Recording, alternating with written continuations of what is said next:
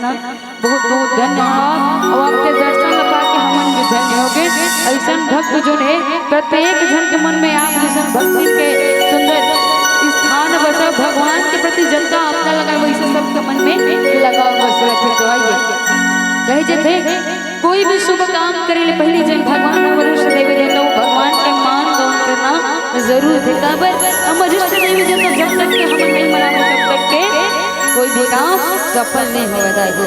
कहिए जिन भगवान बुद्धि के दाता जिन भगवान ज्ञान के दाता ऐसा भगवान जिन बुद्धवान बुद्धेश्वर महादेव महाराज माता गौरा के छोटे दुलारा सुपुत्र रे और संग में जिन माता रानी सब ने बुद्धि प्रदान करते जिन माता ने बुद्धि देने ज्ञान देने सबके कंठ में निवासी और सब जन सूर्य प्रदान करने वाले जिन माता सरस्वती के सुंदर आवाहन वंदन पूजन करबो तत्पश्चात प्रभु के चरित मानस से सादर जुड़े के प्रयास करबो। चाहिए सुंदर भगवान का आवाहन वंदन पूजन कर होकर बाद सादर कथा के प्रस्थान करबो। प्रेम से बोले सब रामचंद्र महाराज की